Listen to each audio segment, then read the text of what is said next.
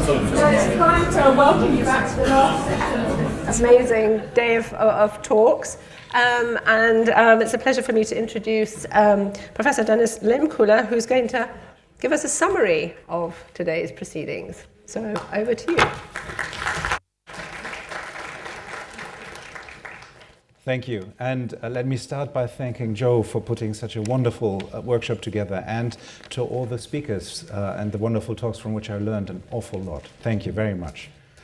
And while I was listening to the talks, in view of the task that I was given, I was asking myself, is there something like a unifying theme or something that brings together all these polymaths about whom we've heard? And I tried to address that question by going through the different talks with three guiding questions. The first is, what did they aim for, the different polymaths? Did they have different, separate aims? Or is there something like a unifying aim that across the centuries brings them together in the view of something like a common project, or at least a common passion? And the second question is, how did they think? How did they pursue this aim? And what did they do in order to achieve it? And the third question is, what made them successful? Right? What is the reason that they were successful enough so that in some cases 1,000 years later there is a conference with talks about them? And I'm going to try to make the argument that as to the first and the third question, there is something like a sort of common answer, something that seems to at least bring them close to each other. Whereas with regard to the second question, there are very interesting differences. Okay, so first about the first question, what did they aim for? And I think in each of the talks, we saw an answer to that question. In the first talk by Charles Burnett, there was a quote by Ibn al-Haytham, which, forgive me if I didn't write the quote down perfectly well, I was writing it down as it happened, so not every word might be right, but there was a quote there that he said, if your aim is the truth, then you must make yourself the enemy of everything you read. And that I thought, well, there's two interesting bits in this one sentence. The first is, it's an if-then sentence, but clearly the assertion is, the aim must be the truth. Right? The aim of all this work that is being put in, working in all these different fields, trying to find connections, the aim is to find truth. That is quite clearly there. And the second part of that quote seems to imply that the path to the truth is relentless skepticism and making sure that you don't just take the easiest possible way and jump over gaps, but find the right way to the truth, namely the secure way, such that it's a secured truth. And in the second talk by Sachiko Kusukawa on Robert Hooke, there was also a quote from Hooke that points in the same direction as to regards the truth. Hooke said, "A sincere hand and a faithful eye is what is needed to record the things as they themselves appear." And I think there too is quite clearly that the aim is to get to the truth, not to create something, not to come up with an invention or to strive for fame or renown, but that the primary aim is to find the truth, to record what is there by itself, rather than making things up. And maybe even more similar to Al-Haytham was a quote that we heard in the third talk by Andrew Robinson, where he quoted Thomas Young as having said, "Scientific investigations are a kind of war carried out from the couch against one's contemporaries." So very similar to the first quote, right? It's a war, or you must make an enemy of everything you read. You must be relentlessly skeptic, relentlessly careful in analyzing what you analyze in order to get to the truth.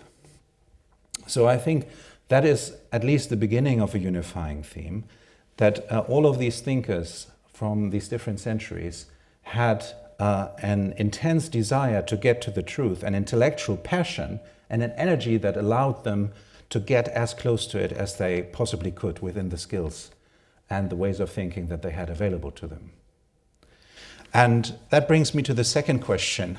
how did they think? So they had similar aims, getting to the truth, but did they think in a similar way? In a way, the fact that we can summarize them all under the common headline of polymaths might suggest that there is a sort of a unifying way of thinking, sort of a traditional picture of genius-like thinking that unifies them. But I think, I mean, just from what I glimpsed from the talks, that there is something more interesting going on. And it reminded me of a distinction that Albert Einstein made in a letter to Paul Ehrenfest in the early 1930s, when Ehrenfest at that time was very, very distraught. Ehrenfest was Einstein's best friend. And Ehrenfest was very distraught because he had been a pioneer in quantum theory.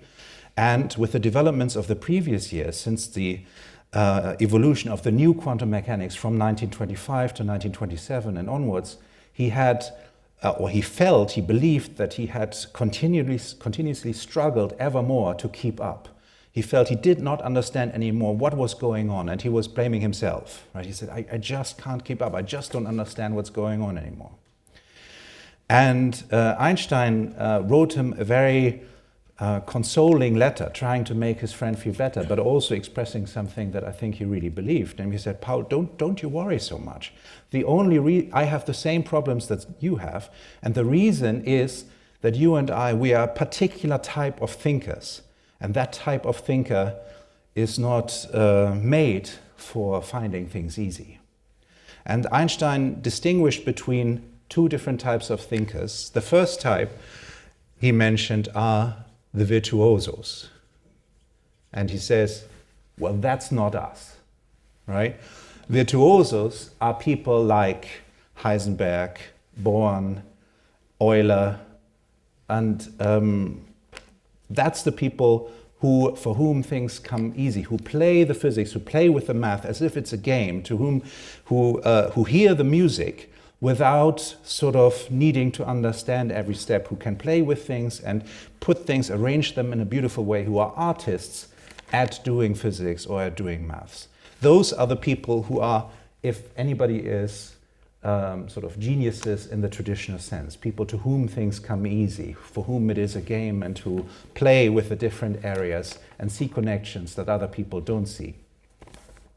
And Einstein, as I said, put Heisenberg, Born, Max von Laue, and so on in this category, not himself and Ehrenfest.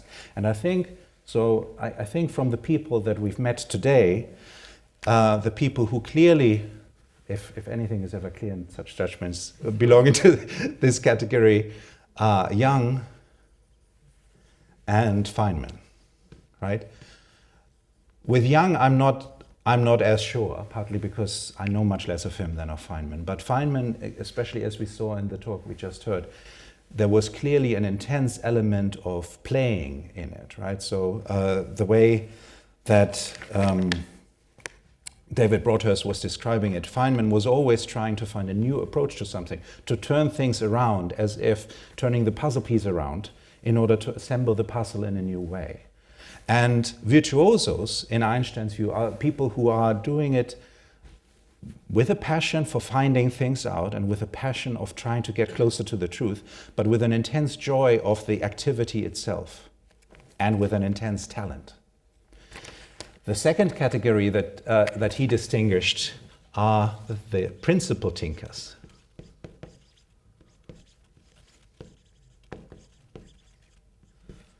Principal thinkers. And he said, that's you and me, Paul, right? That's the people who are not that good, who are maybe okay, right? Who can do stuff, but it doesn't come easy to us.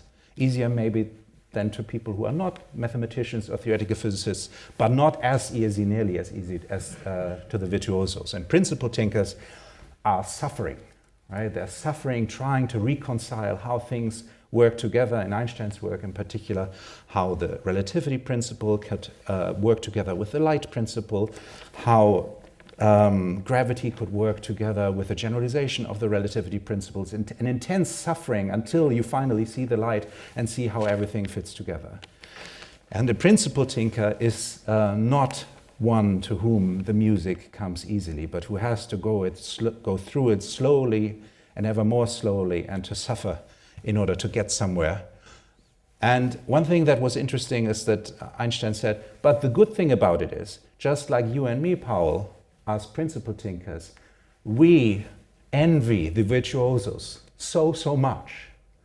It's the same way the other way around, as I've experienced ever again. So somebody who is a virtuoso, like Lawrence or Feynman, very often was longing for what they saw the principal thinkers as able to arrive. For example, Feynman's work on the weak interaction, where he said, this was the one time in my life where I discovered something that could be called a law of nature, and then it was pulled away from me again. And it was clear that the people who Feynman most admired are the people who got to the fundamental laws, rather than playing with what is already there and seeing things in a new light, the people like Einstein, like Dirac, and so on. So from the people that we met today, I'm not quite sure who belongs in the category of principal thinkers, but I think if anybody, it's probably Al-Biruni. And the only thing that I have going as an argument in that direction is that Charles said that there were two leitmotifs in Al-Biruni's work. The first are numbers, namely that he favored subjects to which mathematics, in the sense of counting and listing, algebra, could be applied. And the second, language, that he worked with many languages, translations, and investigations of etymology. So that looks to me as if it comes close to finding something like a unifying principle that underlies everything. And not just that everything can be expressed mathematically, but that everything, if everything is based on numbers, then that's a much more focused project, right, than things can be put in a mathematical language more generally.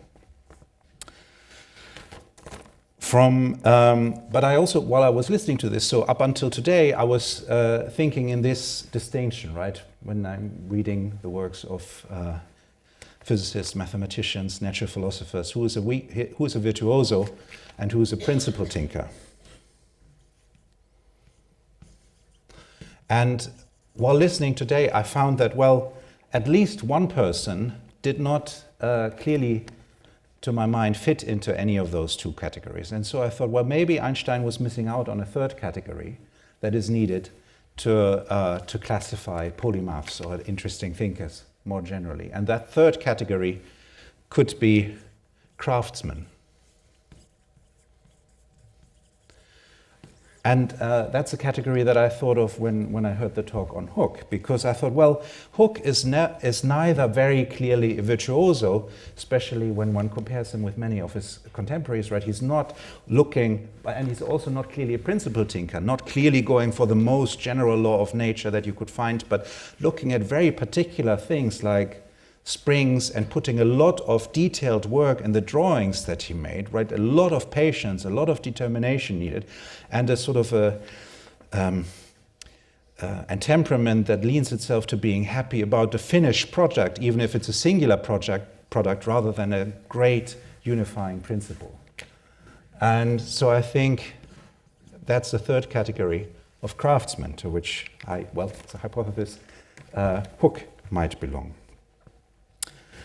And yes, so what remains is the question, finally, the third question I had here, what made them all successful? And interestingly, I think that that question is most clearly answered in the case of Hooke, right, in the craftsman temperament, namely, despite thinking in very different ways and having talents of different ways, all of which allowed them to be polymaths in a different way. What seems to shine through in all the talks that we've seen so far is that each of the people we heard about, even though they seem to be thinking in quite different ways, what unifies them is not just a particular type of talent or genius, but instead very hard work, determination, and intellectual passion that makes them go on and push as far as they can until they drop in order to come to what they are all seeking for, namely at least a little bit of grain of the truth or something very close to it. So I learned a lot from these talks. Thank you very much, and thank you all for coming.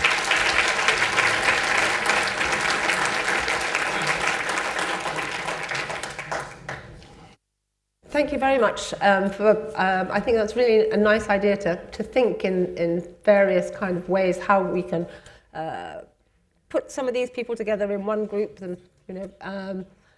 I forgot to say, the one person where I had no idea where to place them is Mary Summerway, right? So I would be very happy to hear more and be informed where you might think she might fit. Yeah. To kind of have a bit of a discussion about this. So if people have suggestions they'd like to make or questions they'd like to ask, please raise your hand.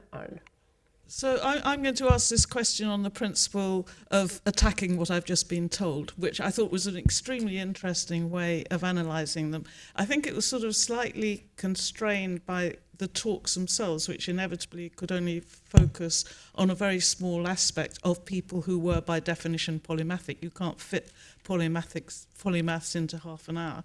So I'd just like to give two counter examples to the analysis you've given. One, Isaac Newton, I think we'd put him in, I don't know, we might put him in either categories, but he would be up there with Einstein and the rest of them. And yet, one of the things that he was celebrated for was Newton had a genius for maths and making telescopes. So that would put Newton firmly in the craftsman category, which is not where we would normally like to see Newton, I think. And I would strongly like to take Hooke over there. I mean, Sachiko gave an absolutely brilliant talk about Hooke as a craftsman, and she paid great tribute to Jim Bennett, and one of the things that Jim Bennett did was write about Hooke as a natural philosopher and as a thinker. And another reason I would put him in the virtuoso category is there's a very famous restoration play by Thomas Shadwell called The Virtuoso, which is usually taken as being a satire on Robert Hooke. So now I've contradicted what you said. I'd invite everybody else in the audience to immediately contradict and attack what I've said myself. Okay, great. Thanks. The gloves are off.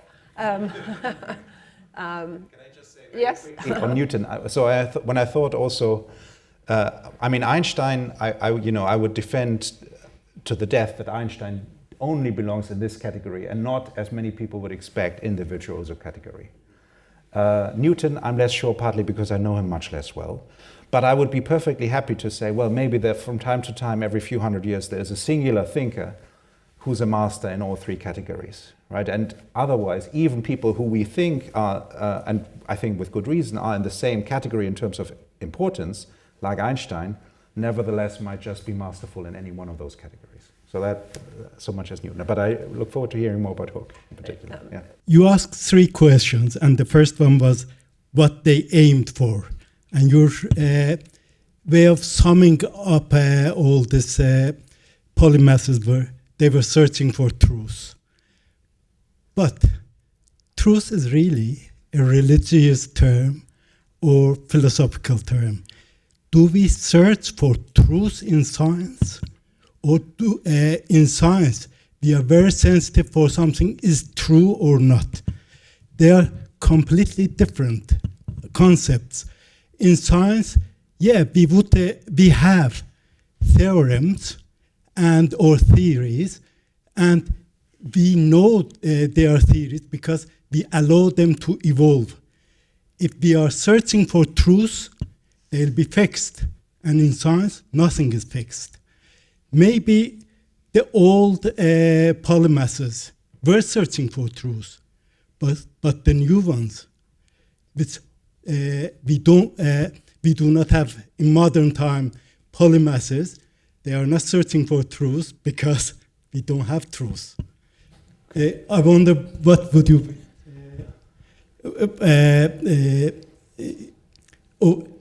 how would you look at the issue of truth in science? Okay, thank you. I think implicit in your question is a distinction that is a very modern distinction, right, between science, religion, and philosophy, which is, I think, not fully appropriate to many of the thinkers that we've encountered today, right? Because as we've heard in one of the talks, even the term science and the term physicist are 19th century terms, and I would even argue 19th century concepts. While for many of, for much of the time before, they were in a very interesting way interwoven, right? So Newton, Leibniz, did not think of their work in natural philosophy, what we would today call physics, as separate from theological or philosophical considerations, but in fact they very strongly informed each other. And many of Leibniz's most interesting thoughts that we still learn today in an introduction to the philosophy of space and time are rooted in theological considerations, and that are beautifully crafted arguments that you can then ask yourself, so okay, so what happens if I drop the assumption that God exists and that the universe was created according to the principle of sufficient reason? Can I just accept that for itself? And if so, what happens then? And so I think that's the case for many of those thinkers. And the same with regard to truth. What any given thinker is meaning when he says truth can be very, very different, right? And I did not get enough information about any of these thinkers to know what exactly they would have meant by truth. But I agree with you that many of them, very likely when they said, in fact, I think in the very first talk it was said explicitly, when they said, he said, I'm trying to get to the truth. Getting to the truth was a way of knowing God. In fact, the royal way of knowing God, right? And that distinction of a notion of truth that is not intrinsically linked up with that, I think comes much, much later. And which I think makes it ever more remarkable that even now that we don't marry the concept of truth to the assumption of the existence of God anymore, many of the lines of thought and achievements of these thinkers still stand, right? Even though they were intrinsically linked to such worldviews and had axioms or assumptions that we might not share anymore. Yeah. Middle.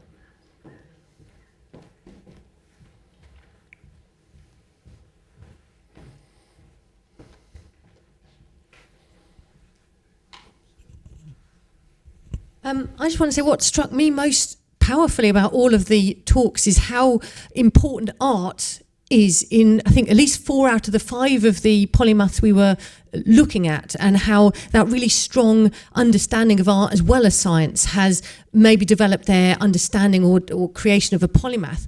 And the other thing is that they all share their ideas. So you've got Feynman and Young who are lecturing and sharing it in the form of lectures. You've got the artists, the works of Hook that are publishing those pictures that are able to expand the minds of people. It must have blown the minds of people seeing micrographia. And then you've got Somerville and Al-Birani who are explaining it in an accessible way for non-classical scientists so that they can share those ideas. And I think that's possibly why these people have stood the test of time, is because they have a much broader way of looking at things, but they've also been able to articulate their understanding in a way that they can energize and enthuse and educate the people around them as well.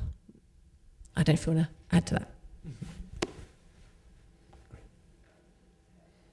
Question at the back. Thank you very much. Been a great day, thanks to all the speakers. And Professor, just now, that was really useful classification. It helped me to crystallize the day. One thing that I was interested in is this relationship of all the polymaths between their dominant subject and other subjects, because there's an assumption, perhaps it was a bit implied and we didn't have time to unpack it today, that there's an equality between the different specialisms. But probably for them themselves, there was never that.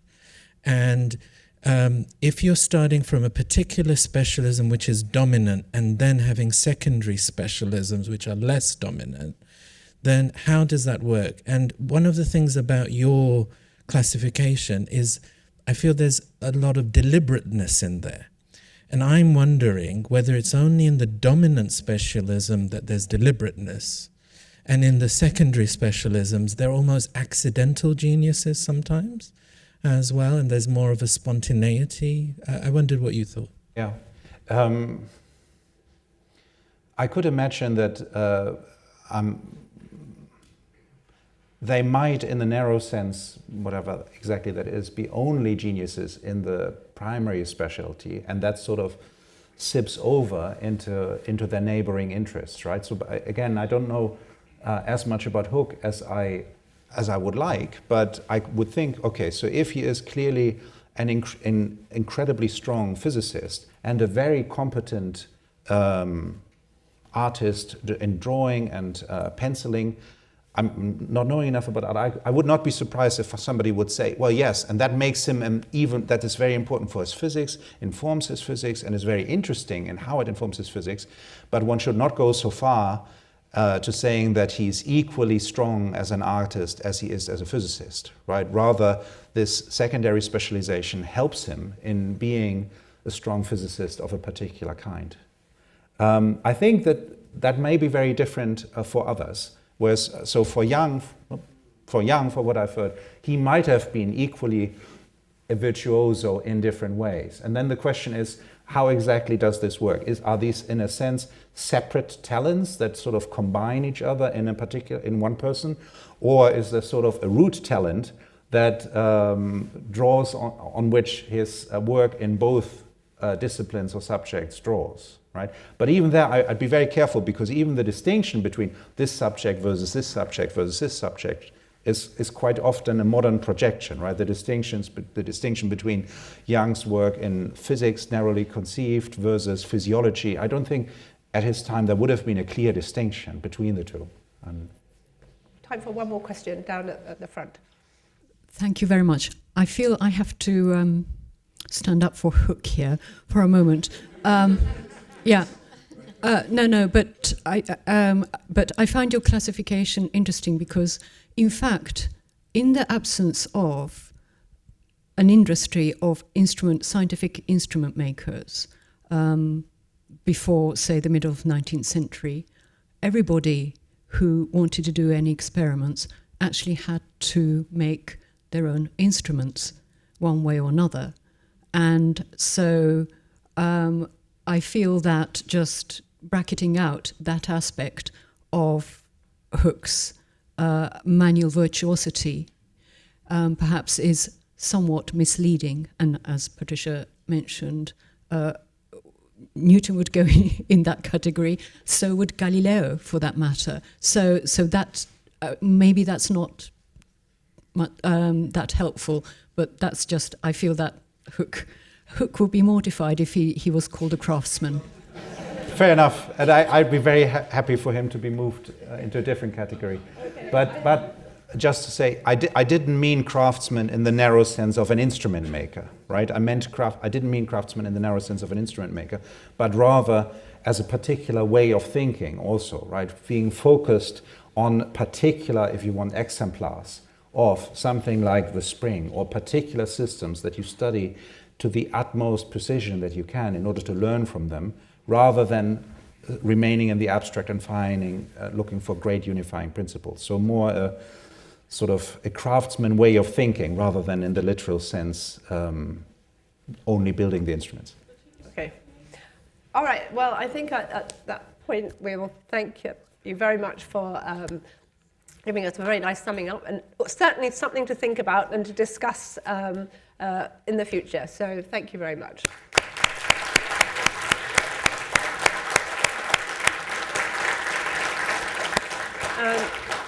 And before you all go, I'd also like to give various thanks. Many people have been involved in making today such a huge success.